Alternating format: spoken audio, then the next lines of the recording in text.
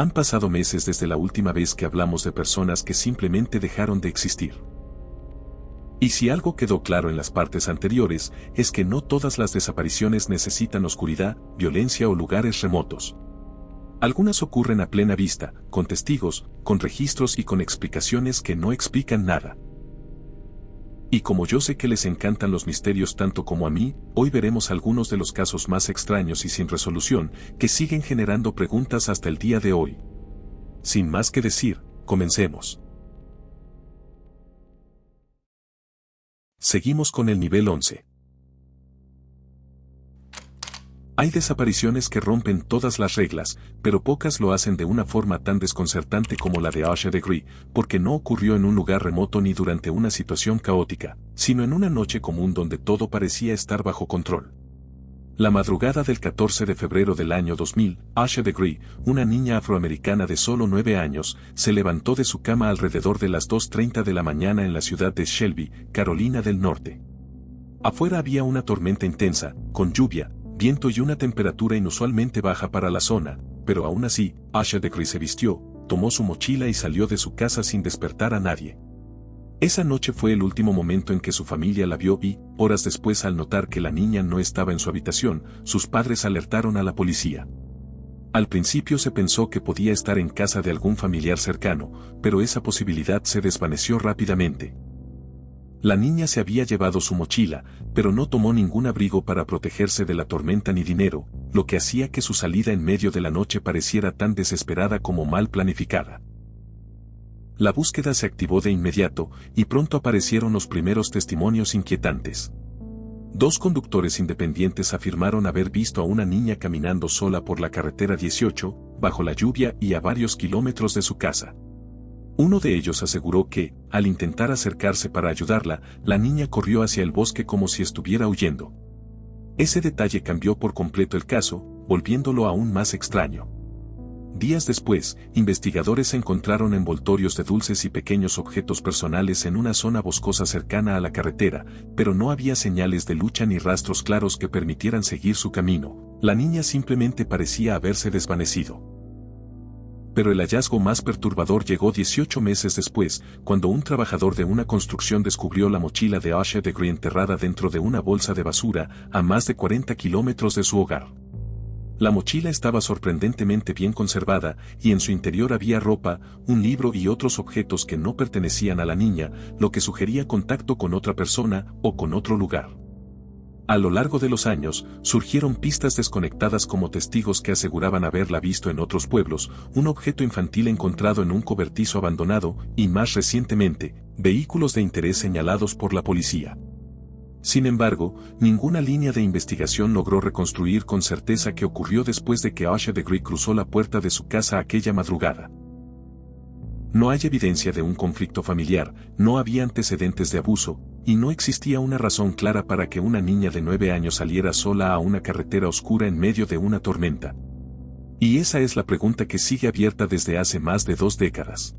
¿Qué podía ser tan importante, tan convincente o tan urgente, como para hacer que Asha Degree se fuera voluntariamente y nunca regresara? Hay varias hipótesis, pero la más aceptada es que Asha Degree no estaba huyendo, sino dirigiéndose a un punto de encuentro previamente acordado. Se cree que un adulto, posiblemente alguien de su entorno, pudo haberla convencido de salir de casa esa noche, aunque no existe evidencia concluyente que lo confirme.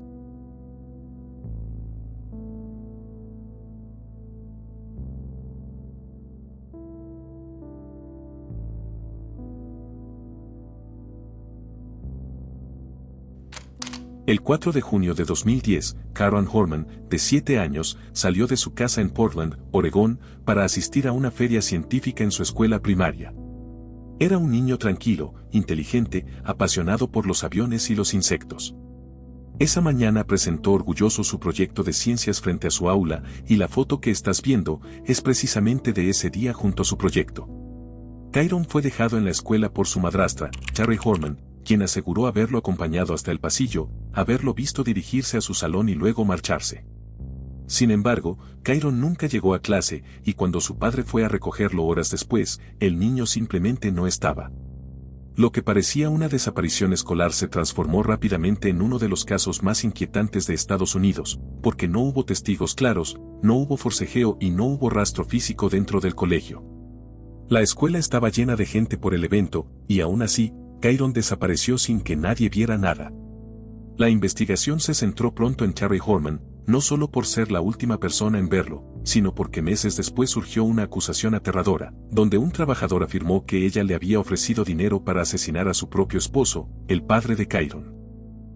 Y aunque esto nunca se probó en una corte y nunca hubo cargos por la desaparición, la sombra de la duda sigue acechándola por supuesto, y con toda razón. Se realizaron búsquedas masivas en bosques, ríos y terrenos cercanos, se revisaron rutas, vehículos y llamadas, pero nada. Kyron parecía haberse desvanecido en una mañana común, en un lugar donde desaparecer debía ser imposible. Hasta hoy, su paradero sigue siendo desconocido, y la hipótesis más aceptada sostiene que Kyron fue retirado de la escuela ese mismo día por un adulto que conocía el entorno y supo aprovechar el movimiento del evento escolar. También se ha planteado que Kyron pudo haberse desorientado y salido solo del edificio, entrando en una zona boscosa cercana donde habría sufrido un accidente. Sin embargo, extensas búsquedas no encontraron ningún rastro que apoye esta idea, y además, ¿por qué haría eso?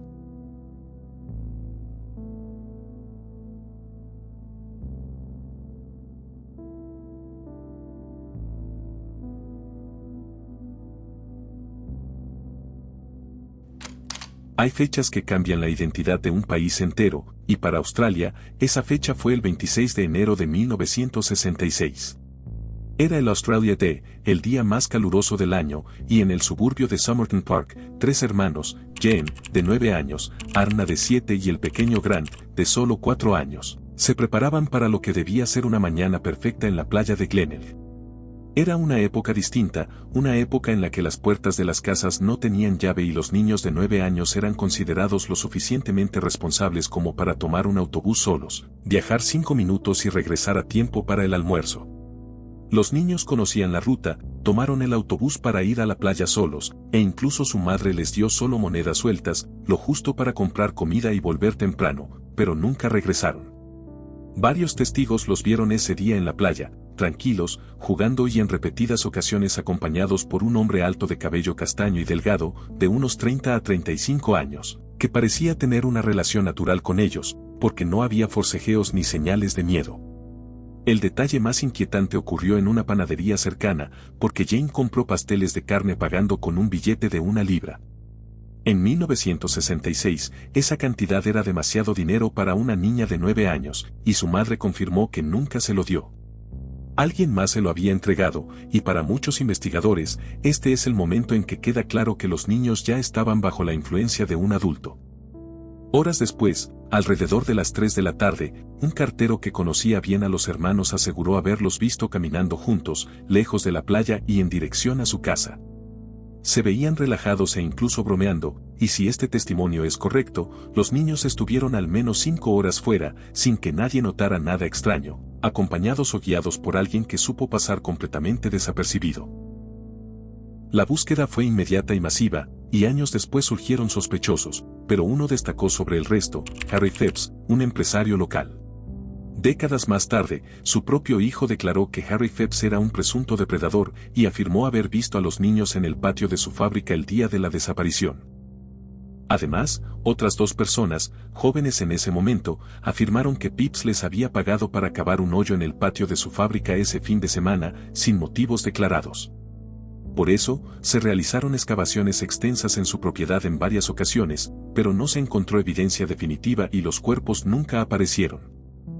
La hipótesis más aceptada sostiene que los niños fueron gradualmente ganados por un adulto, probablemente el hombre visto con ellos, quien logró establecer confianza durante horas antes de llevárselos definitivamente. Además, se sugiere que este hombre ya los conocía de antes, porque la madre dijo que Jane era especialmente tímida, y para que estuviera hablando tan en confianza con este hombre, tuvo que haberse relacionado con anterioridad en múltiples encuentros en la playa. La desaparición de los Beaumont no solo dejó 3 niños perdidos, sino que rompió una ilusión colectiva. Probablemente pensarás que los padres no debieron dejar a sus hijos ir solos en primer lugar, pero en aquel momento, nunca se sugirió públicamente que no se debería haber permitido que los niños viajaran sin supervisión, ni que sus padres fueran negligentes, simplemente porque la sociedad australiana contemporánea daba por sentado que esto era seguro y aceptable. Sin embargo, este caso, junto con delitos similares relacionados con menores, marcó el fin de la inocencia en la vida australiana.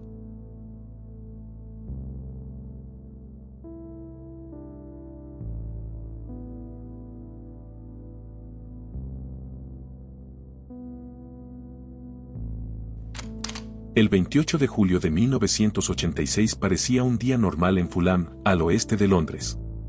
Susie Lamplugh, de 25 años, trabajaba como agente inmobiliaria y ya se había ganado una reputación sólida porque era profesional, meticulosa y especialmente cuidadosa con su seguridad, algo poco común en una época en la que el peligro aún no se percibía como omnipresente. Poco antes de la 1 de la tarde, Susie salió de su oficina, avisando a sus compañeros que iba a mostrar una propiedad en Shore Old Road. Era una visita rutinaria, una más de su agenda diaria, pero nadie volvió a verla. Lo único que dejó fue una anotación escrita a mano en la agenda de la oficina que decía, 12:45 de la tarde, señor Keeper, Shore Old Road. Ese nombre se convertiría en el corazón del misterio, porque no existía ningún señor Keeper en los registros de la inmobiliaria y nadie recordaba una llamada previa, ni un correo, ni tampoco una referencia.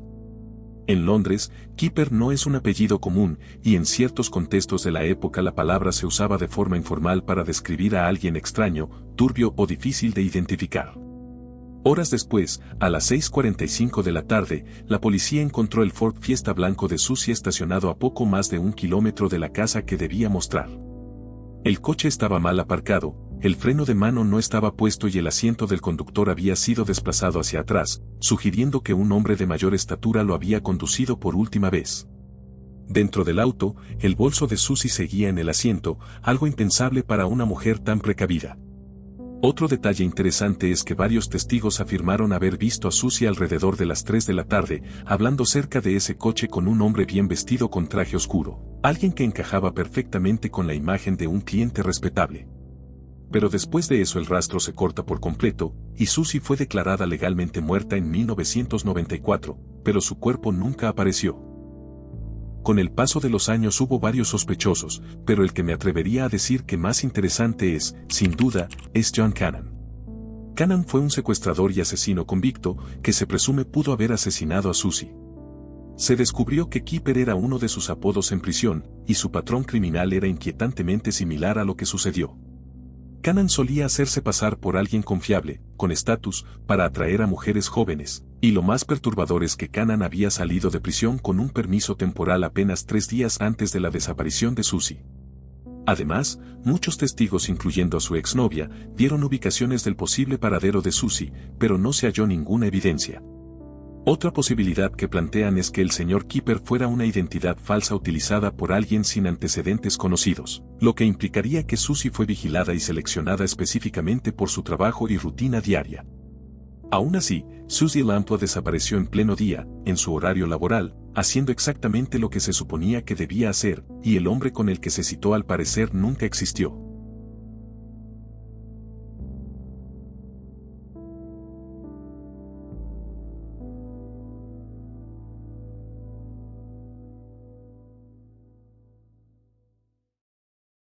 Bajamos al nivel 12. Hay accidentes que dejan restos, este no. El 25 de junio de 1986, en el puerto de Somosierra, un camión Volvo F12 cargado con 20.000 litros de ácido sulfúrico se convirtió en un proyectil.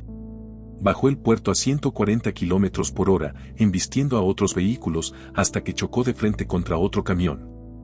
El impacto fue brutal y una nube tóxica de ácido hirviendo cubrió la cabina, fundiendo el metal y la carne. Los servicios de rescate recuperaron los cuerpos de los padres, Andrés y Carmen, prácticamente deshechos por la corrosión, pero cuando la abuela llamó horas después preguntando por su nieto, la policía se quedó paralizada. En la cabina había cintas de casete infantiles y ropa de niño, pero Juan Pedro, de 10 años, se había esfumado. Durante décadas, la gente intentó consolarse con la idea de que el ácido lo disolvió, pero la ciencia dice que eso es imposible. Para que un cuerpo desaparezca por completo, incluyendo huesos y dientes, se necesitan al menos 5 días de inmersión total, y en el accidente no apareció ni un solo resto óseo, ni una uña, ni la suela de sus zapatillas, así que Juan Pedro no se disolvió, Juan Pedro se esfumó.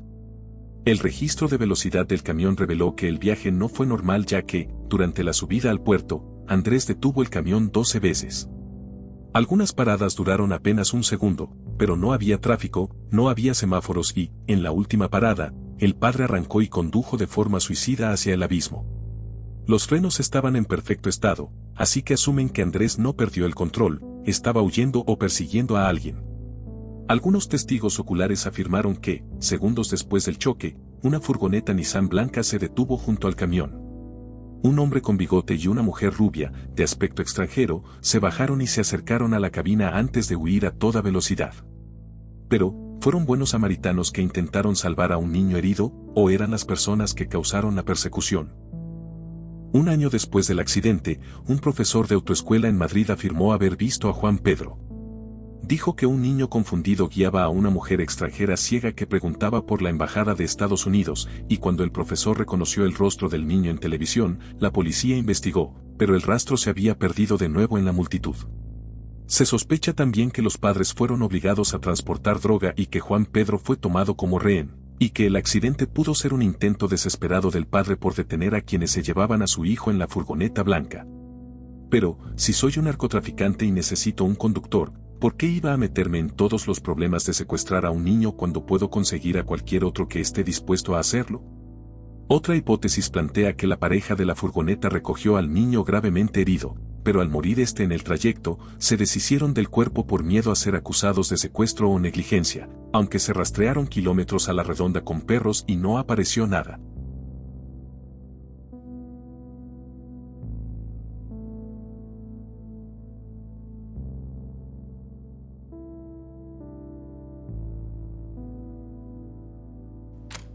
En octubre de 1961, en Lincoln, Massachusetts, John Carolyn Resch, una madre de 31 años, vivía lo que parecía una vida suburbana perfecta.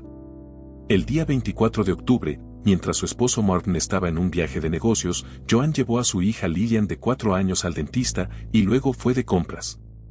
Al regresar, recogió a su hijo David, de 2 años, que estaba con una vecina.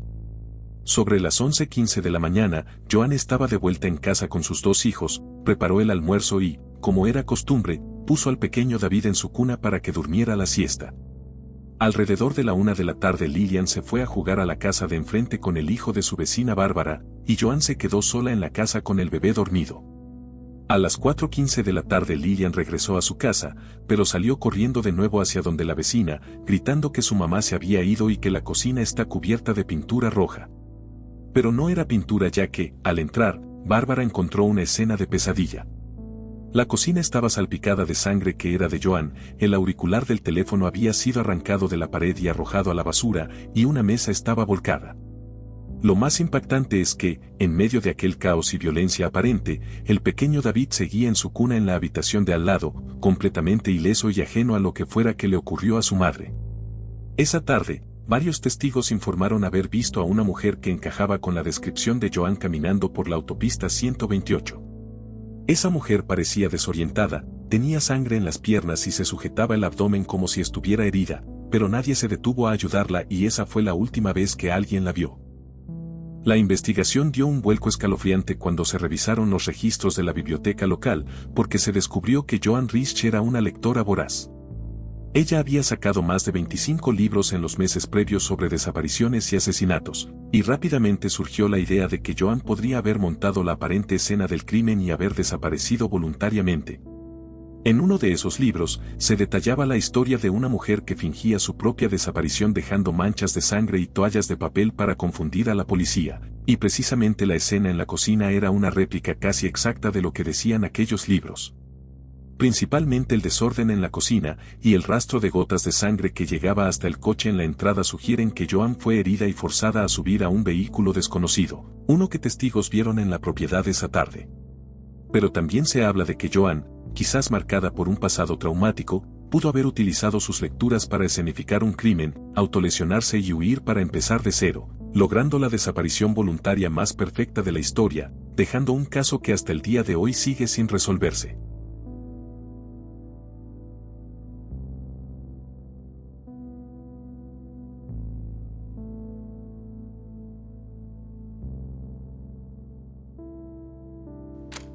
El 21 de noviembre de 2022, a las 4:59 de la tarde, una cámara de seguridad captó una escena tan ordinaria que resulta insoportable. Madalina Cojocari, de 11 años, bajó del autobús escolar frente a su barrio en Cornelius, Carolina del Norte, caminó con normalidad, ajustó su mochila y no miró atrás porque a pocos metros estaba su casa. Ese es el último registro de Madalina con vida, ya que al cruzar el umbral de su puerta, la realidad se rompió. Y lo que más rabia da de este caso es que no se volvió escandaloso de inmediato, se volvió silencioso, porque durante 22 días nadie denunció su desaparición. Según su madre, Diana Cojocari, Madalina estuvo en casa hasta el 23 de noviembre, cuando se encerró en su cuarto tras una discusión entre los adultos. Al día siguiente, en pleno Acción de Gracias, su padrastro Christopher Palmater viajó a Michigan, pero dijo no haber visto a la niña antes de irse. Cuando regresó el día 26 y preguntó por ella, Diana simplemente respondió que no sabía dónde estaba. Y aún así, no llamaron a la policía, la vida siguió como si nada, comieron, durmieron y celebraron las fiestas, mientras la habitación de Madalina permanecía vacía. La escuela notó la ausencia, pero no fue hasta el 15 de diciembre que la madre, presionada por una cita con la consejera escolar, admitió que su hija llevaba semanas desaparecida, y solo entonces se activó la búsqueda. Al entrar a la vivienda, la policía encontró detalles raros, como una zona de la cocina que estaba tapiada con tablas de madera que no figuraban en los planos originales, y en el patio trasero había restos de un incendio sospechoso ocurrido tras la desaparición. Pero no había rastro de Madalina, ni su ropa, ni su mochila, ni sus juguetes, era como si alguien se hubiera tomado el tiempo de borrar su presencia física. La investigación se oscureció aún más cuando los registros telefónicos mostraron que Diana había tenido comunicaciones con números fuera del país durante el tiempo en que su hija ya no estaba en casa, un detalle que generó inquietud entre los investigadores y avivó diversas hipótesis. Incluso hubo reportes de avistamientos de ambas en Sugar Mountain días después de su supuesta desaparición en casa, pero nada pudo confirmarse. Y sí, se excavó el jardín, se usaron radares y perros de restos humanos, pero el resultado fue un vacío absoluto. En términos legales, el desenlace fue una bofetada a la justicia, ya que ambos padres fueron condenados únicamente por no informar la desaparición de un menor. Christopher recibió libertad condicional y Diana, tras ser liberada, enfrentó procesos de deportación, sin embargo, ninguno fue acusado de estar involucrado directamente en la desaparición de Madalina. Algunos afirman que Madalina murió dentro del hogar y su desaparición fue encubierta, y que los 22 días de silencio y las alteraciones estructurales en la cocina apuntan a una ocultación deliberada de pruebas que el tiempo terminó por borrar. Y claro, también está la posibilidad de que Diana no estuviera sola en sus decisiones. Investigadores han contemplado que pudo haber entregado a Madalina a terceros o haberla sacado del hogar por razones que nunca explicó, algo que encajaría con sus comunicaciones fuera del país y el comportamiento evasivo posterior. Aún así, nada de eso ha podido confirmarse, y lo único indiscutible es que, pasara lo que pasara, Madalina no solo desapareció, fue dejada atrás.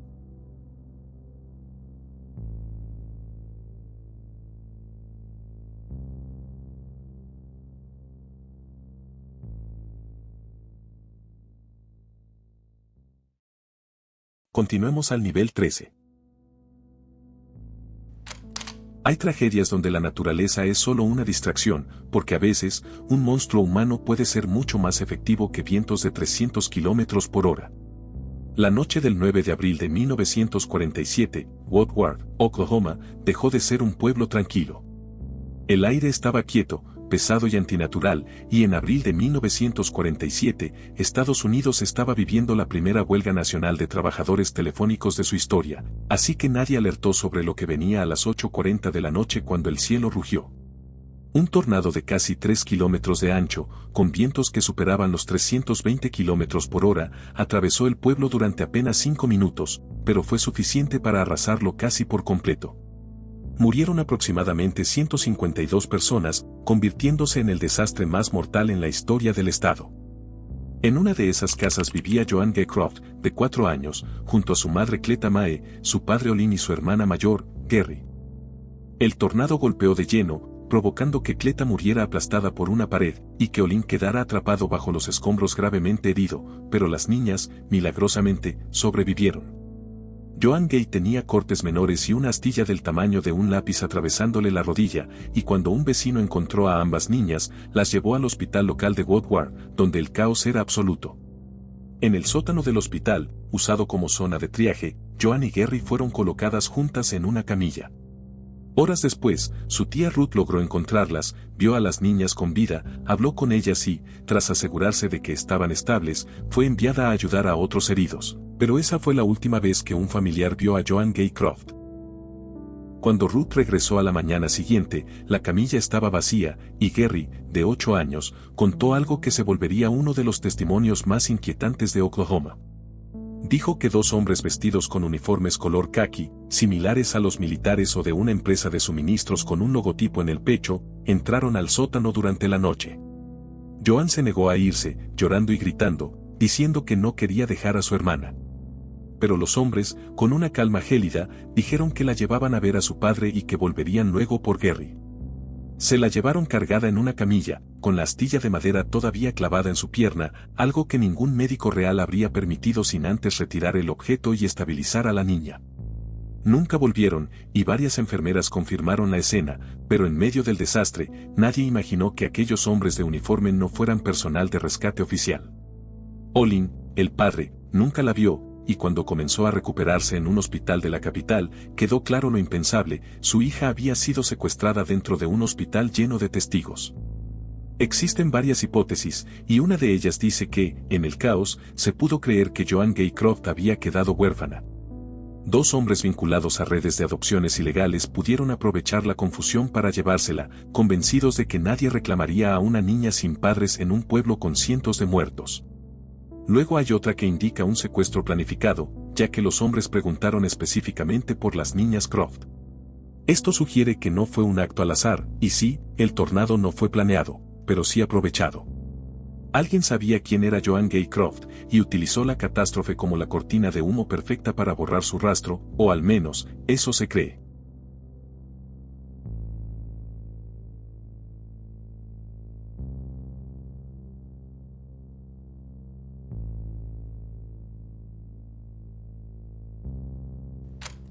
Hay momentos en los que la mente humana simplemente decide rendirse, y momentos en los que el alma abandona el cuerpo mucho antes de que éste deje de respirar.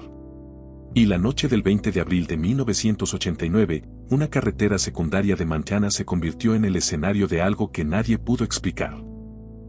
Patricia Meehan, de 37 años, conducía su coche a gran velocidad por el carril contrario cuando impactó de frente contra otro vehículo. Pero lo verdaderamente extraño es que Patricia salió de su coche por su propio pie, pero no gritó, no pidió ayuda y no parecía consciente del peligro ni del dolor. Caminó lentamente hacia el otro vehículo donde la conductora, aturdida y sangrando, la miró esperando auxilio o pánico. Pero Patricia simplemente la observó en silencio, con una expresión vacía, como si estuviera viendo un accidente ajeno. Luego, sin decir una sola palabra, se dio la vuelta, caminó hacia una valla cercana, la saltó con una facilidad antinatural y se quedó allí, de pie en la oscuridad del campo, mirando la escena desde la distancia. Y más raro aún es que, cuando los testigos intentaron acercarse, Patricia se giró y se adentró en la noche de Montana para siempre.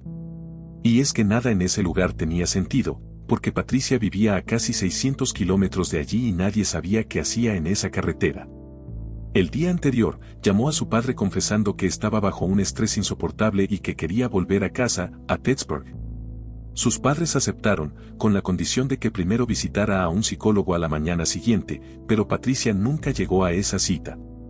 Su casero declaró que, antes de irse, se comportaba de manera hiperactiva y acelerada, como si algo interno estuviera a punto de desbordarse.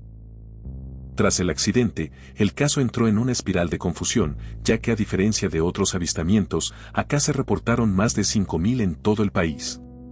Los relatos siempre coincidían con una mujer desorientada en paradas de camiones, alguien que hablaba sola y que afirmaba llamarse Morningstar, o que venía de lugares tan lejanos como Israel. En 1990, la policía detuvo a una mujer idéntica a ella, pero las huellas dactilares confirmaron que no era Patricia. Desde entonces no se supo nada más de ella, y muchos afirman que el impacto, sumado a su crisis mental previa, le provocó una amnesia severa. Según esta hipótesis, Patricia olvidó quién era y comenzó a vagar por las carreteras, convirtiéndose en una sombra más del paisaje estadounidense. Aunque también está la posibilidad más cruda, y es la que dice que Patricia caminó hacia el campo esa misma noche y murió por hipotermia o heridas internas, y que los miles de avistamientos fueran solo producto de la sugestión colectiva.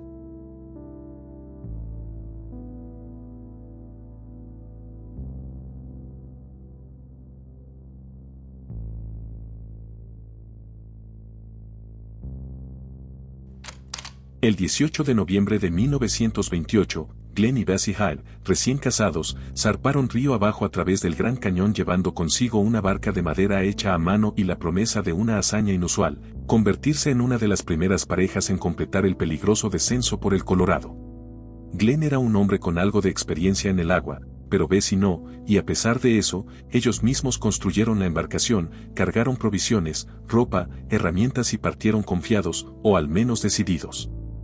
Semanas más tarde, llegaron noticias desconcertantes de un avión de reconocimiento que divisó la barca flotando sola.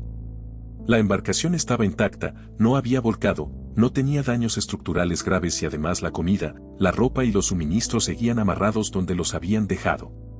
No había señales de lucha o de tormenta significativa que justificara que la embarcación se rompiera, y de hecho, dentro de la barca se encontró el diario de viaje de Bessie, con la última entrada fechada el 30 de noviembre de 1928. El texto hablaba de condiciones difíciles, del cansancio de la pareja y de la dureza del viaje, pero no indicaba ninguna crisis inminente ni un peligro grave en curso. Pero después de esa entrada no hubo nada, no había cuerpo, no había restos humanos y no había ninguna señal de que hubieran abandonado la barca cerca de la orilla o en un tramo accesible del cañón. Y eso es lo que rompe la lógica porque, el río Colorado, especialmente dentro del Gran Cañón, es un sistema brutal de rápidos y corrientes impredecibles. Si Glenn y Bessie hubieran sido volcados por un rápido, probablemente habrían dejado restos como ropa atrapada, equipo arrastrado o huesos visibles. Pero la barca estaba en perfecto estado, flotando como si nunca hubieran bajado de ella. Esto abrió un abanico de preguntas enloquecedoras porque, si no volcaron, ¿cómo desaparecieron? Si no abandonaron la barca, ¿cómo se separaron de ella? Y si murieron en el agua, ¿por qué la embarcación siguió intacta? Y por si fuera poco, el misterio no es solo físico, sino también psicológico. Días antes de desvanecerse, la pareja visitó el estudio del fotógrafo Amory Kolb. Allí, el contraste fue aterrador porque, mientras Glenn hablaba con arrogancia sobre la fama que les esperaba, Bessie, vestida con un frágil traje de calle, parecía una prisionera del destino. Kolb relató que ella estaba sumida en un silencio de muerte y que incluso le llegó a preguntar, casi en un susurro, si había alguna forma de salir del cañón a pie. Glenn la interrumpió y la obligó a volver al río, y esa fue la última vez que alguien escuchó su voz. Y es esto precisamente lo que nos deja ante dos hipótesis brutales. La hipótesis A plantea que cayeron al río en un tramo de aguas engañosamente tranquilas, y el frío extremo los paralizó y el río los succionó hacia el fondo sin que pudieran tocar la barca. La hipótesis B, por otro lado, plantea que dada la actitud dominante de Glenn y el terror de Bessie, dándose cuenta de que Glenn la llevaba directo a la muerte, la llevarían a haber tomado una decisión desesperada. En un tramo de aguas tranquilas, pudo haber empujado a Glenn al río o esperado a que él cayera accidentalmente para no ayudarlo, abandonando la barca en la orilla para escalar las paredes del cañón y escapar de una vida de control, lo que explicaría por qué la barca fue hallada en perfecto estado y sin señales de lucha. Lo cierto es que a día de hoy, la desaparición de Glenn y Bessie Hale no es un caso de cuerpo no encontrado, es un caso donde todos los elementos deberían haber dejado rastro y no lo hicieron.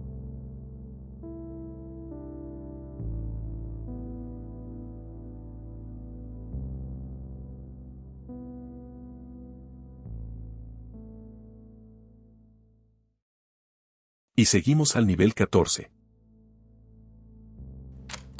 El 14 de junio de 1969, en pleno Día del Padre, una familia fue al Parque Nacional Great Smoky Mountains, en Tennessee, para disfrutar de un día de excursión. Dennis Martin, un niño de 6 años, jugaba con su hermano y otros niños cuando decidieron esconderse en un arbusto para sorprender a los adultos. Todos salieron corriendo, excepto Dennis, que en cuestión de segundos, había desaparecido. Y a diferencia de otros casos que hemos visto, la búsqueda comenzó de inmediato. El padre, Bill Martin, corrió por kilómetros gritando su nombre, sin hallar rastro alguno. En las siguientes horas, se desplegó una de las operaciones de búsqueda más grandes en la historia del parque, con cientos de rescatistas, guardabosques, la Guardia Nacional y hasta perros rastreadores. Pero no encontraron nada, ni huellas, ni ropa, ni objetos personales, era como si se lo hubiera tragado la tierra. Aún más inquietante es que, a unos kilómetros de distancia, una familia excursionista reportó haber escuchado un grito desgarrador y haber visto a un hombre extraño moviéndose entre los árboles, cargando aparentemente algo sobre su hombro. Algunos lo describieron como desaliñado, otros incluso aseguraron que parecía cubierto de pelo. Y aunque las autoridades nunca lo consideraron evidencia sólida, ese testimonio alimentó la sospecha de que lo que se llevó a Danes pudo no haber sido una simple circunstancia humana. El misterio se intensificó con los perros rastreadores, que al ser liberados en el punto donde Danes desapareció, corrieron unos metros y de pronto se detuvieron, confundidos, como si el rastro hubiera terminado abruptamente. El terreno era irregular, pero no presentaba ninguna señal de arrastre, lucha ni caída. Para algunos, Danes pudo haberse perdido y haber muerto por exposición, pero esta hipótesis es difícil de sostener por completo, precisamente porque la búsqueda exhaustiva nunca halló restos ni evidencias. La desaparición de Danes Martin es para muchos uno de los casos más enigmáticos de personas perdidas en áreas naturales de Estados Unidos.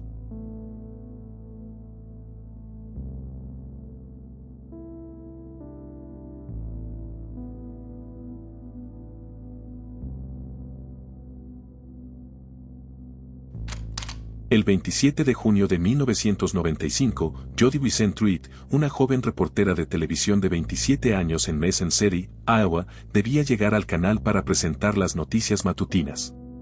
A las 4 de la mañana, una compañera la llamó porque no había llegado, a lo que Jody contestó con voz somnolienta que saldría enseguida, pero nunca apareció.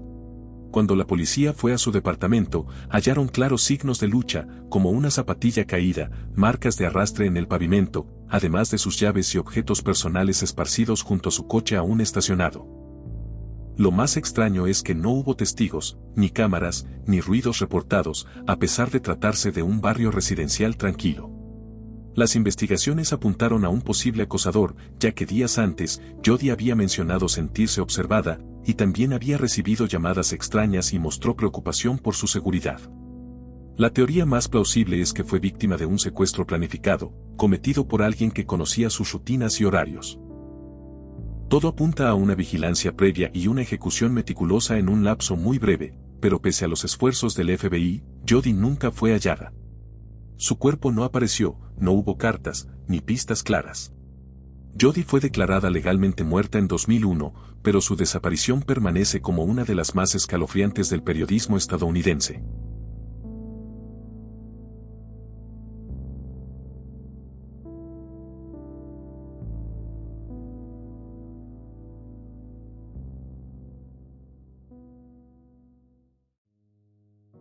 Todos estos casos tienen algo en común, y es que no ocurrieron en lugares imposibles, y no sucedieron en otro mundo.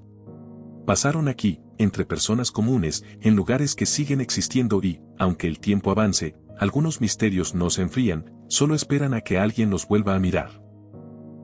Si te gustaron estos misterios y no quieres perderte próximas entregas, te invito a suscribirte y a activar la campanita, de esa forma YouTube siempre te avisará cuando subo nuevo video, bueno, al menos lo intentará. Y si este video te entretuvo, entonces déjame tu pulgar arriba, y comenta qué hipótesis interesante podrías darle a alguno de estos casos. Desde acá envío un agradecimiento especial a la maravillosa Tomoyo, quien realizó las espectaculares miniaturas que viste en este video. Muchas gracias por llegar al final, espero que este video haya sido de tu total agrado. Nos veremos muy pronto con un próximo enigma, esto fue el laberinto del misterio, adiós.